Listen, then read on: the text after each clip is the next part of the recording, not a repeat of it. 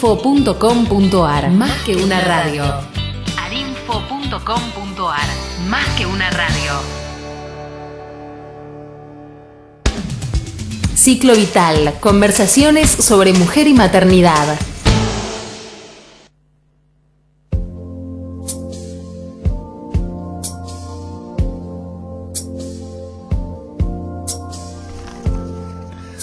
Buenos días, en este sábado lluvioso, en donde no hubo nada que me pudiera ayudar a mojarme menos. Les doy la bienvenida y espero que tengamos un programa interesante. Los dejo un ratito con Phil Collins en Another Day.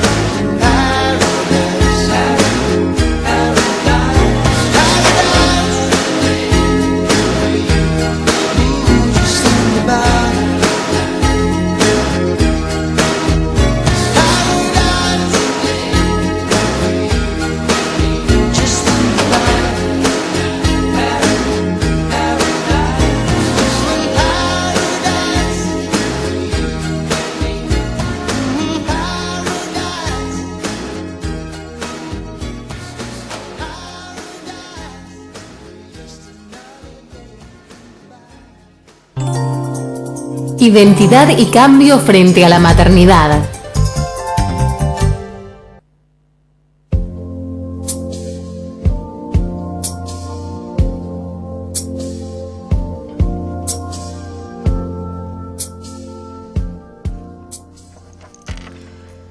Bueno, buenos días.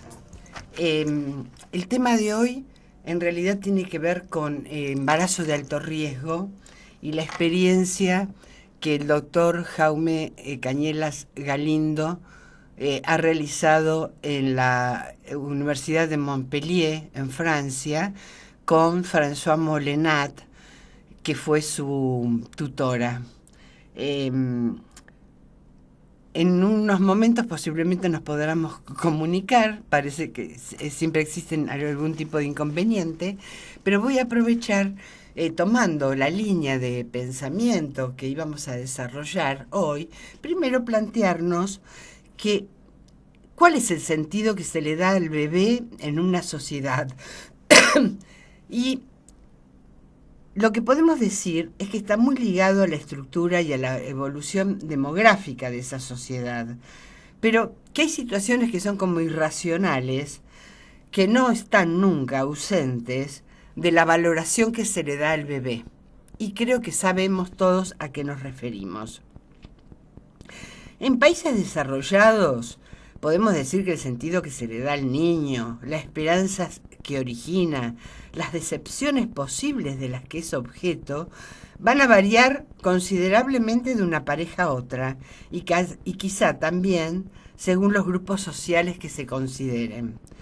Pero aunque solo sea debido a los progresos de la anticoncepción, el auténtico deseo de tener un bebé sigue estando muy frecuentemente asociado a su nacimiento, además de que cada padre y madre pone en ello su sello original, lleno, por supuesto, de esperanzas que son muy específicas. Y acá me gustaría como referirme a este precipitado de identificaciones que se vienen transmitiendo de generación en generación y que a través de la madre y del padre de alguna manera van a confluir en ese bebé. Asociado a su nacimiento, por supuesto, está lo que conocemos como el bebé deseado, el bebé no deseado, pero también está ese bebé fantaseado, ese bebé imaginado. Siempre, para todos los padres, el bebé es considerado un ser completo. Por lo tanto, el concepto de feto que maneja la obstetricia es para la medicina, para nosotros no. Debré hablaba de que existía como una vida clandestina, que tenía que ver con las técnicas de exploración del feto y especialmente con la ecografía, que hoy se utilizan en forma rutinaria en la mayor parte de los países industrializados. En la época en que no existía la ecografía, lo que podíamos encontrar era una mayor capacidad para fantasear, para imaginar ese bebé que uno llevaba en intraútero. Con la aparición de la ecografía aparece, y todas las distintas técnicas ecográficas, si bien es un gran adelanto que permite, digamos, predecir tempranamente un montón de situaciones que a lo mejor están afectando el crecimiento y desarrollo de ese bebé, vamos a encontrar también que de alguna manera interfiere desde lo que a nosotros nos resulta importante, que son los aspectos emocionales, todo lo afectivo que se juega en ese deseo de hijo y la manera en que vamos a estar vislumbrando internamente a ese bebé. Hay en la psicoperinatología, que pienso que nunca me referí a este tema, hablando de ciclo vital y queriendo hacer como un gran desarrollo a través de los distintos momentos que atraviesa un ser humano y dentro de sus crisis vitales el tema del embarazo, el nacimiento del hijo, el puerperio, la crianza, y las distintas situaciones que acarrean tanto a nivel fisiológico como a nivel emocional, si bien desde ya no lo considero como entidades separadas, sino con una mirada psicosomática de la situación. Y creo que es el momento de poder aprovechar este espacio y contarles que este trabajo yo lo inicié en el año 71. Se inició en el Hospital Durán con el profesor titular Ricardo Logio Gadea, a donde yo me incorporo en el año 76 con ese equipo. El trabajo en ese momento consistía solamente en los 3 grupos de psicoprofilaxis obstétrica semanales y, por otro lado, la asistencia a consultorios externos de distintas especialidades: embarazo adolescente, esterilidad e infertilidad, climaterio, que se llamaba consultorio de climaterio, en donde distintas integrantes del equipo asistíamos. Cuando en el año 81 quedo yo, a partir de ese momento, como coordinadora, es como que se van abriendo otras perspectivas de inserción del psicólogo perinatal, tanto en ginecología como en obstetricia y en neonatología. Uno de los temas que vamos a abordar hoy con el doctor Jaume Cañeras Galindo es formador de formadores, ¿no? Como de alguna manera permanentemente teníamos que estar abriendo estos espacios para que los profesionales, sobre todo los médicos residentes, tuvieran acceso a una visión de la medicina en donde la intervención psicológica podía ser un integrante más, un colaborador más dentro de lo que íbamos a ir configurando como equipo interdisciplinario. Por supuesto que el equipo interdisciplinario es muy difícil de lograrlo, pero de alguna manera, y tomando lo que me decía en su momento la doctora Aurora Pérez, que fue me apoyó tremendamente en todos estos desarrollos, me decía: Susana, el psicólogo es el que unifica, es el que busca que de alguna manera los distintos integrantes de ese equipo puedan confluir a través del psicólogo en una mirada general que va a permitir el trabajo en equipo. Esto es algo que está muy bien desarrollado por el psicoanalista argentino doctor Mauricio Shemnik, el cual planteaba la importancia de lo que él cuerpo médico. En este cuerpo médico también está inserto el psicólogo clínico, que va a trabajar en psicoperinatología y que necesita de una formación específica, cosa que yo fui armando como pude, tomando distintos autores, logrando ver de qué manera podíamos llevar adelante lo que se fue transformando en innumerables pedidos de interconsulta, donde ya no era solo el médico residente, el médico de sala o el jefe de la sala de internación de cualquiera de estas áreas, ginecología, obstetricia o terapia neonatal, sino que además eran las mismas enfermeras, era la trabajadora social, de pronto una mucama que había visto a una señora internada en un estado emocional que le llamaba la atención y se acercaba a nosotros. Disculpen la tos, pero estoy con mucha gripe. Se acercaba a nosotros incitándonos a que pudiéramos verla, a ver qué es lo que le pasaba a esta persona. el abanico de intervenciones se fue abriendo, pero también en ese abanico de intervenciones lo que se logró, lo que se logró fue crear muchas expectativas.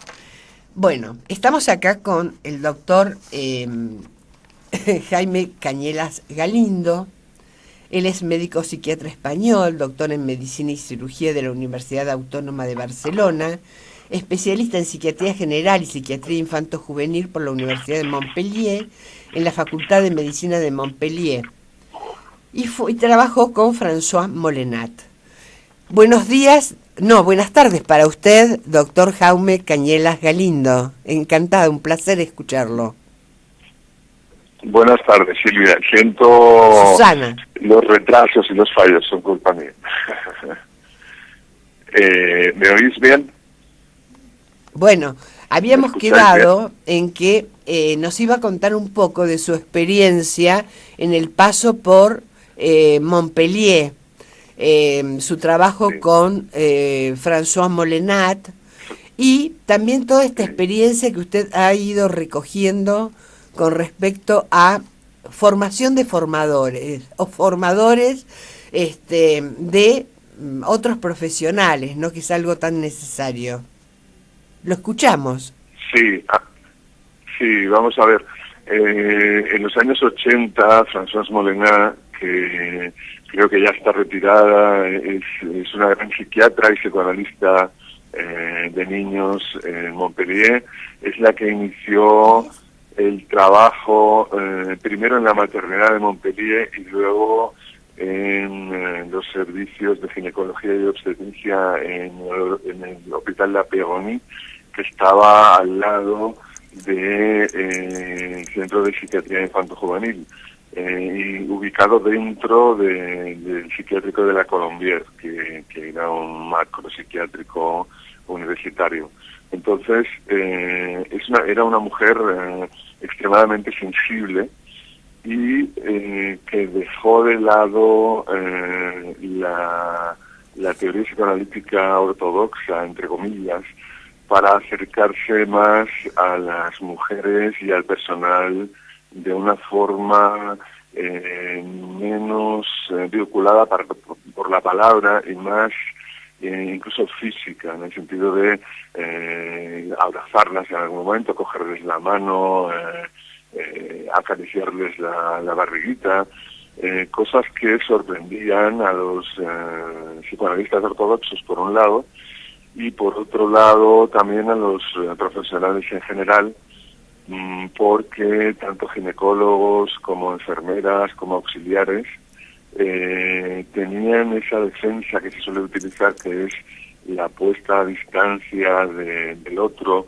para no sentirse afectado por las angustias, las tristezas y la rabia y la frustración del paciente. ¿Ustedes trabajaban en situaciones de alto riesgo, doctor? ¿Alto riesgo, embarazos de alto riesgo? Sí, exacto. Para colmo no eran cualquier embarazo, eran embarazos de alto riesgo, mujeres que estaban pues teniendo vómitos incoercibles, por ejemplo, repetitivos, y que estaban en un riesgo metabólico y cardiovascular importante, tanto ellas como su niño, bebé, su niña o su feto, vaya. Entonces, pues inyectarles crimperán, inyectarles medicamentos, y se preocupaban casi exclusivamente de su cuerpo, entre comillas, ¿no?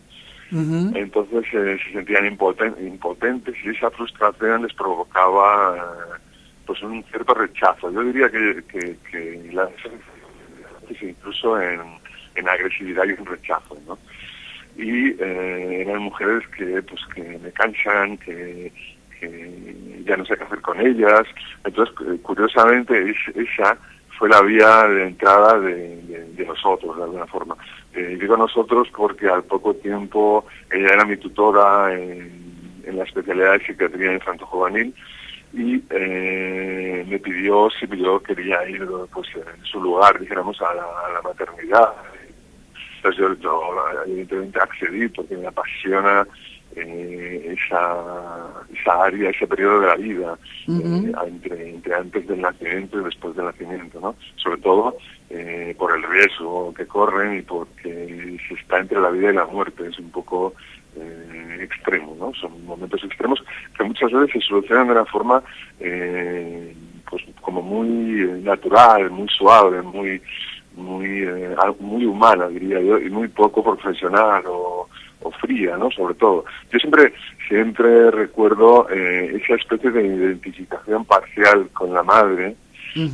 Siempre se trataba de la madre y su feto y su hijo en la barriguita, su hija, y pues bueno, era necesaria esa, como lo llaman ahora, esa cierta empatía con los problemas de la madre, que muchas veces se sentía sola, se sentía desamparada, muy angustiada y evidentemente muy incomprendida por el personal sanitario. Entonces, simplemente con el hecho de escuchar, y como escuchar entiendo lo que dicen los psicoanalistas, o sea, no simplemente oír, sino intentar comprender cuáles son los problemas que está viviendo, sufriendo realmente esa madre, ¿no? Pues escuchando con atención y con una cierta empatía, con una cierta sensibilidad. Por ejemplo, pues yo recuerdo madres argelinas, marroquíes, que llaman allí magrebís, que estaban completamente solas, se sentían solas, se sentían trasplantadas, se sentían abandonadas, y entonces eso les producía una angustia terrible, una angustia cercana a la angustia de muerte, a la angustia de muerte de ellas y de alguna manera a la angustia de muerte del feto también. Claro, doctor, lo interrumpo. ¿Podría levantar dígame. un poquitito el volumen? No. Pues sí, ahí lo escucho mejor yo. No, lo escucho mejor, ya está. No, lo que le quería preguntar... Te cuento, si puedo tutearte, te cuento. Sí, yo sí. odio los móviles, los celulares, y me ha empezado uno. ¿Estás con un celular? Ah. Porque, un celular claro. que odio y que no tengo. Entonces estoy como que no sé. Y se nos va a cortar antes la comunicación, me parece. Se nos va a terminar posiblemente. Bueno, no perdamos tiempo. No, lo que yo quería preguntarte es si ustedes, cuando veían a estas madres con estas situaciones de alto riesgo y con montos de angustia importante, ustedes trabajaban psicoterapéuticamente, hacían una psicoterapia, tanto vos como Molenat. Sí, lo que pasa es que, a ver, siempre era fundamental el trabajo multidisciplinario, o sea, claro. Nosotros interveníamos sobre todo para sensibilizar y transmitir y de alguna manera humanizar a la madre y a su feto, pues con el ginecólogo, con la enfermera, la auxiliar, porque de alguna forma se creaba una especie de distancia que hacía que se perpetuara el problema psicosomático. Claro. Y el riesgo. Se perpetuaba el riesgo. Entonces, de alguna forma, más que una psicoterapia individual o directa o madre-hijo, era más bien una intervención, pues, un apoyo cercano y después una transmisión de la información al resto del personal, que es el que tenía que atender cotidianamente pues el caso, ¿no? Entonces lo que ocurría sorpresivamente para ellos y bueno, en parte lógicamente para nosotros, era que pues muchas veces desaparecían los vómitos en poco tiempo, en unas horas o en unos días.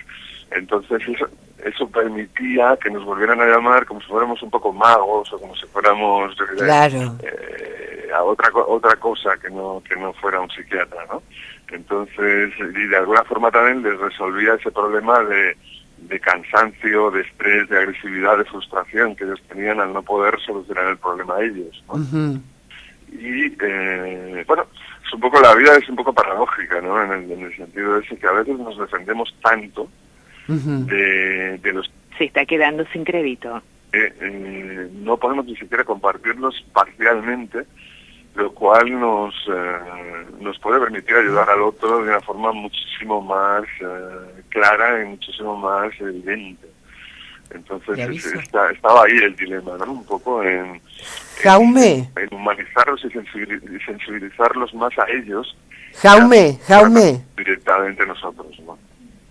Era. Jaume, escúchame, Jaume, se está por cortar la comunicación. Vamos a poner un tema y vamos a tratar de volver a llamarte. O vos podés llamar de nuevo.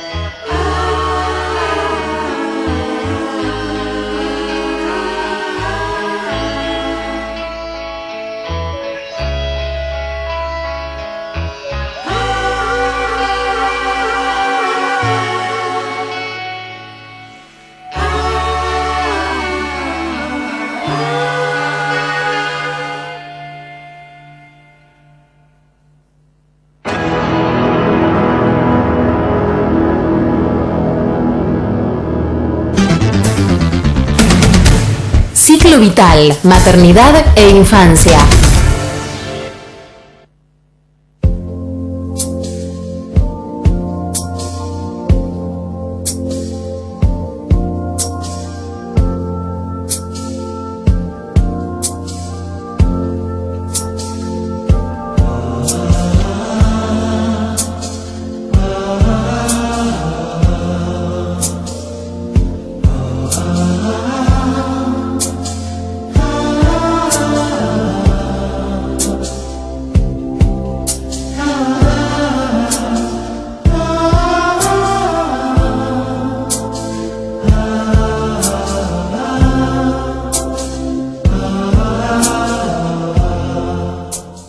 Bueno, tuvimos problemas para seguir comunicados. Igual estamos intentando contactarnos, llamándolo al celular que nos han dejado, porque en el teléfono de su consulta no lo podemos ubicar. justamente cuando se cortó la comunicación estábamos hablando de la importancia, él estaba planteando la importancia del trabajo interdisciplinario, es decir, cómo tenían que de alguna manera acercarse a los distintos profesionales médicos o enfermería, como para lograr, digamos, una sensibilización y una comprensión de la problemática de la embarazada con un embarazo de alto riesgo que estaban viendo. Este tema es muy importante. Lo que yo estuve antes terminando de decirles cuando logramos la comunicación era que Aurora Pérez nos decía, la doctora Aurora Pérez me decía que uno era el elemento como unificador, ¿no? El que se acercaba, el que iba al médico, iba a la enfermera, explicaba sin, digamos, romper el secreto profesional, pero sí, digamos, dejando que se filtren determinadas situaciones históricas que de alguna manera iban a personificar a esta señora que estaba internada y no transformarla en el cuerpo útero, feto, considerado por la medicina.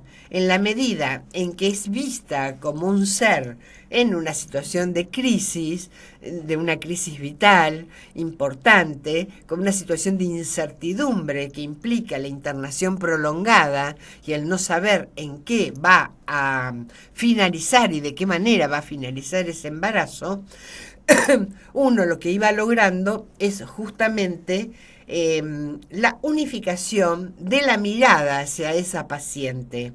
Fue un trabajo muy costoso, muy difícil, pero incluso se llegó a lograr cuando había diagnóstico de mamás con embarazos con malformaciones fetales que eran incompatibles con la vida o que iban a requerir esos bebés intervenciones una vez nacidos muy importante y no sabía lo que iba a suceder.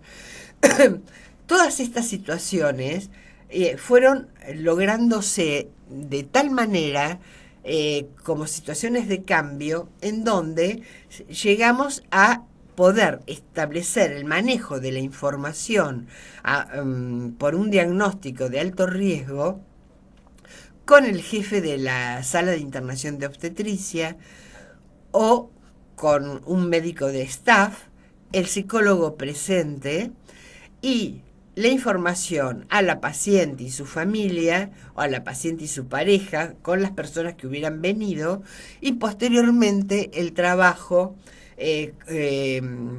con nosotros, con el equipo de psicología perinatal, para ver de qué manera esta situación había resonado en ella.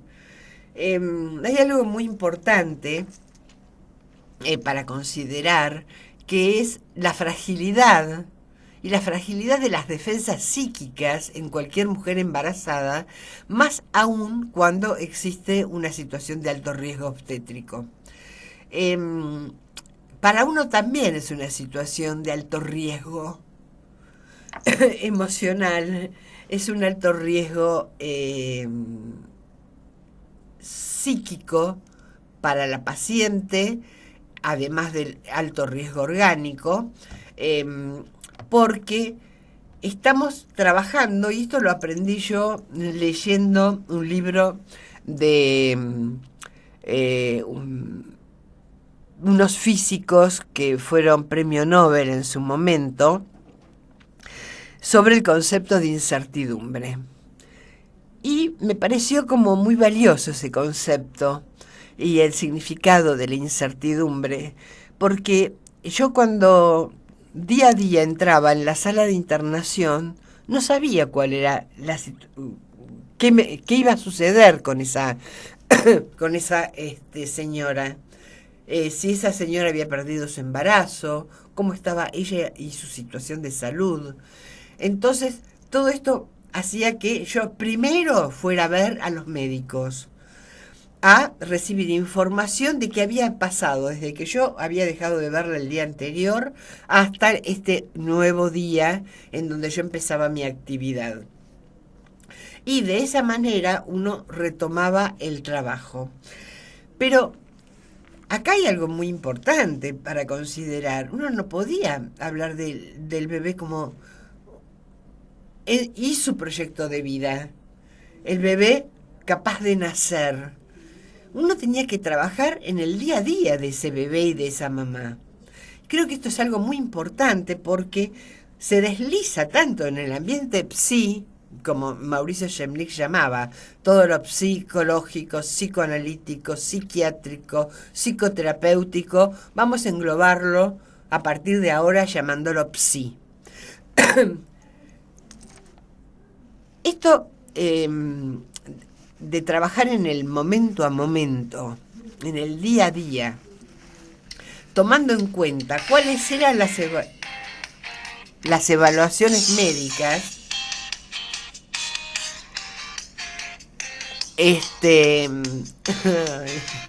las evaluaciones médicas recibidas.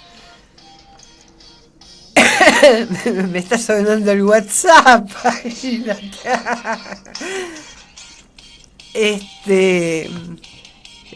Hoy es un día como lluvioso, nublado, con gripe, incomunicados, tratando de comunicarnos en un programa de radio. Y sería como me río para no llorar.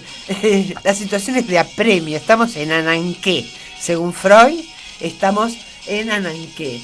La situación de frustración frente a lo que no pudimos terminar de concretar por segunda vez.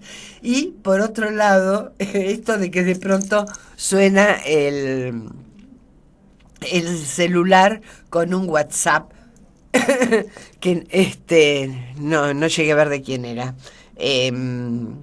Bueno, iba al tema de la incertidumbre, ¿no? Y esto también fue medio como tomando el chiste, pero lo vamos a retomar como un concepto tan importante cuando Freud habla de la Nanqué, como las situaciones de apremio de la vida. Y estas son situaciones de apremio de la vida. Son situaciones en donde estoy todo el tiempo pensando en la situación de una mamá, una futura madre embarazada. Y lo voy a contar al aire en la situación clínica porque es muy ilustrativa de lo que sucedía. Esta señora estaba con 16 semanas de embarazo cuando los médicos nos solicitan interconsulta. Como yo era la coordinadora, generalmente recibía yo los pedidos de interconsulta, y como éramos un equipo importante, estábamos divididos en consultorio externo, había parte del equipo tenía pacientes individuales citadas para trabajar, otras estaban en consultorio externo, otras estaban en terapia neonatal, algunas estaban en ginecología, pues estábamos divididas en obstetricia, ginecología. Entonces, y un grupito íbamos a sala de internación de obstetricia. Entonces, bueno, ahí nos teníamos que dividir la cantidad de interconsultas solicitadas en una habitación de 36 futuras madres o madres internadas. Había que dividir cuántas interconsultas podíamos hacer cada una. Algo que es muy importante considerar es que al haber un equipo de psicología perinatal o de psicoperinatología, como lo llamo yo, da la posibilidad de que esa interconsulta, que en un hospital general tendría que venir el equipo de salud mental con su equipo de interconsulta a ver una paciente, y por la gran cantidad de solicitud de interconsultas que tienen en todos los servicios del hospital, muchas veces no pueden volver o vuelven tarde, o vuelven, si la paciente está medicada, a controlar la medicación. Entonces, el beneficio del equipo de psicoperinatología en un servicio de tocoginecología, en un departamento materno-infantil y juvenil, porque podríamos tomar también la unidad de adolescencia, implica que al estar nosotros insertos dentro de esos espacios, lo que podemos lograr es que esa paciente sea vista todas las veces que sea necesario para ver qué sucede con ese embarazo, y en el caso de que el embarazo se pierda, poder seguir trabajando posteriormente con ella, y en el caso de que este embarazo siga evolucionando, entre comillas, favorablemente, tener la posibilidad de seguir sosteniendo a la madre y al bebé que está en su panza. ¿Y por qué lo incluyo al bebé? Aunque está incluido desde ya. Pero creo que es importante resaltarlo. El bebé necesita ser investido, necesita ser, como decimos los psicólogos y los psicoanalistas, catectizado, necesita ser erogenizado ya desde la panza. Entonces, en el caso de esta señora de 16 semanas de embarazo, la solicitud de interconsulta era porque era una paciente que no toleraba quedarse internada, porque su diagnóstico era de altísimo riesgo, y además se quejaba de un dolor de cabeza que todos los médicos del servicio habían investigado con distintas interconsultas de distintos servicios médicos y no encontraban razón para semejante dolor de cabeza. Bueno, allí hago mi aparición. Mi aparición no es mágica ni fantasmática ni nada por el estilo, es real y concreta, pero sí hay que ser como muy cauteloso, porque lo otro con lo que nos encontramos en un servicio de internación, ¿con qué es? Es que muchas pacientes han dicho, muchas embarazadas, acá digo, una cosa es embarazada con un embarazo sano, que puede llegar a no ser sano, y otra cosa es una embarazada con un embarazo de alto riesgo y que yo llamo paciente. En estas situaciones, todas las mujeres que están internadas están en un servicio médico y lo que les pasa es orgánico, entre comillas, para nosotros los psi. Entonces, ¿qué hace un psicólogo? Dije, pero si yo no estoy loca, era lo que se escuchaba hace muchísimos años. Después, por suerte, la cosa se fue modificando y las mismas pacientes, al ver que uno concurría a ver a otra paciente que estaba en la misma habitación que ellas, pedía a través del residente directamente cuando nos veían si podíamos verla, cosa que fue un avance bastante importante. En el caso de esta señora, hubo que hacer como un intento preliminar de acercamiento, cosa que fue costando, pero hay un doble trabajo que vamos haciendo nosotros. Nosotros tenemos que trabajar con una historia previa, tenemos que saber algo de esa mujer que está internada, no desde lo orgánico, desde su historia y la construcción que ha hecho de esa historia y cómo posiblemente todo esto está repercutiendo en su situación actual. Bueno, la cuestión es que, para hacerla cortita, en la tercera entrevista que se hace con esta señora, el dolor de cabeza ya no existía. Les aclaro que no se la veía una vez por semana. Era una situación de alto riesgo porque tenía dilatación, tenía parte de la placenta como que salía, había detención en el crecimiento intrauterino del bebé, estaba recién de 16 semanas, entonces estaba en reposo absoluto, absolutísimo, pero en estas entrevistas, una de las cosas que recuerdo que me decía es, ¿y para qué me tiene que ver usted? ¿Y para qué me tienen que tener internada? Si igual se va a morir. Porque los médicos lo que habían informado era que existía la posibilidad de que el embarazo se perdiera, que se iba a hacer todo lo posible para que esto no ocurriera, pero que era algo muy difícil.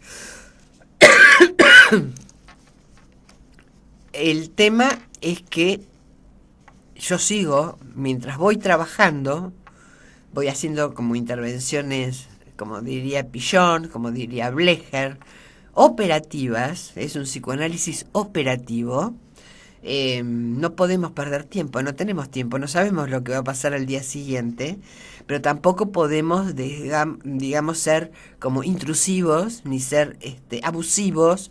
Es como que hay que respetar muy bien las defensas, pero hay que ir elaborando una historia, tenemos que conocer algo de esta situación histórica de la paciente.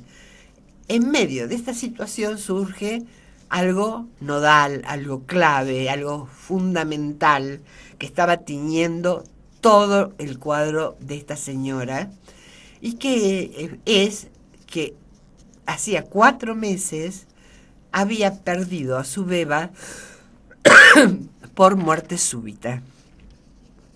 Puede relatar exhaustivamente de qué manera fue encontrada la beba. La señora tenía 2 hijos más. Se fue creando todo un gran ritual con respecto a esta bebita que había fallecido, pero esto no salía, y tampoco no sabemos cómo, yo hoy no sé cómo, pero en la historia clínica debe haber quedado asentado, en la historia clínica médica, como muerte de bebé, o falleció bebé, pero sin haber un espacio de detención en donde decimos, bueno, epa, acá pasó esto, y ahora viene esto, perdió este bebé por muerte súbita, y este embarazo con estas características de riesgo. ¿Qué puede pasar con esta señora? Por lo menos poder interrogarnos desde el punto de vista médico, ¿qué puede pasar con esta señora? El asunto es que ahí es cuando también termina de desaparecer el dolor de cabeza, se empiezan a normalizar un montón de situaciones y, como decía Jaume hace un rato, que François Molenat tocaba a la paciente o le tocaba la panza, yo muchas veces, por mi formación ortodoxa de hace muchos años, yo me tuve que ir replanteando las formas de intervención. Por eso lo del psicoanálisis operativo. Y dentro de este psicoanálisis operativo, una de las cosas que yo hago en situaciones de mucha crisis de la paciente es preguntarle, ¿puedo tomarle la mano? ¿O puedo apoyar la mano sobre su panza? En el caso de esta señora, porque había detención en el crecimiento intrauterino, el bebé no iba desarrollándose y creciéndose de acuerdo a la altura de las semanas de embarazo, yo quería ver qué sucedía, porque era como que este bebé no existía para ella, porque ella estaba totalmente inmersa en el duelo por esa beba que había perdido. Encima estaba separada de sus otros hijos por la internación, con lo cual era una situación de apremio, de incertidumbre y de angustia intolerable. Yo pensaba, y era mi hipótesis, que si este bebé en la panza no empezaba a ser registrado, este bebé no iba a poder seguir desarrollándose. Era una hipótesis, era una pregunta, era un interrogante, era un ver y vemos qué pasa, y comprobando qué pasa. En medio de todos estos trabajos que fuimos realizando entre todos, lo que me olvidé de decir es que en el trabajo interdisciplinario, cuando los médicos residentes, por las conductas agresivas al principio de la paciente y todos los intentos que hacía por querer escaparse y el maltrato de la paciente hacia los médicos con respecto al querer irse, se buscó una alternativa. Se habló con el jefe de sala, se habló con los médicos residentes y se pidió que se rotaran. Que fuera uno un día a verla, al día siguiente que fuera otro residente, para de esta manera no crear situaciones que se transformaran como en un acting out de los residentes, creando como una situación de maltrato, bueno, basta, o señora, nosotros sabemos lo que hacemos, no sé, se me ocurren cosas de esta manera para contarles. Esto calmó mucho a los médicos residentes, pero cuando ver que a los 3 días tampoco le dolía la cabeza, que la paciente empieza a aceptar la internación, resulta que en medio de todo esto, ya habrían pasado, no sé, más de una semana y media, me entero por la señora que al día siguiente le van a hacer una revisación. Ella dice una revisación. Yo pienso que la van a revisar, le van a hacer un tacto. Si le hacen un tacto con la dilatación que tiene, yo soy psicóloga, de esto no sé ni medio, pero por sentido común, si el problema con la placenta es tal, ¿qué puede llegar a suceder? Justo me encuentro con uno de los jefes. Como suele ser, ¿no?, que uno anda siempre corriendo en los hospitales, en el pasillo se dio esto. Entonces le digo, fulano de tal, digo, estoy todo viendo a la señora, sabés que estoy viendo a la señora tal, bla, bla, bla, bueno, le explico todo, pero me enteré que mañana la van a revisar. Pero ¿y si la revisan? Y yo ahí medio haciéndome la sonza, pero también preguntando porque no sé, no estoy tan segura. Pero creo que el sentido común a veces no nos falla, ¿no? Le digo, pero si la tactan, si la revisan, ¿no se puede perder el embarazo? Y la respuesta fue, estadísticamente en el 100% de los casos este embarazo se va a perder. Y yo lo miré y le levanté los hombros, como diciéndole, ¿y a mí qué? Lo que dicen las estadísticas. Consecuencia, no la revisaron. Le hicieron ecografías y la empezaron a seguir de esta manera. Esta señora, podemos decir, llegó a la semana 30, creo que era. De todos modos, en mi blog está publicado el trabajo. Está publicado para la Asociación Argentina para la Infancia. Nació un bebé de 1,8 kg, que repuntó de tal manera que necesitó estar solamente 15 días en terapia neonatal y se fue. Esto implicó hacer todo un trabajo de erogenización, como decía, de catequización, de reconexión y comunicación con su bebé, y este bebé empezó a crecer y desarrollarse. Bueno, por hoy los vamos a dejar con un lindo tema que nuestra querida operadora les va a hacer escuchar en este mismo momento, y los dejamos hasta la semana que viene. Buenas tardes.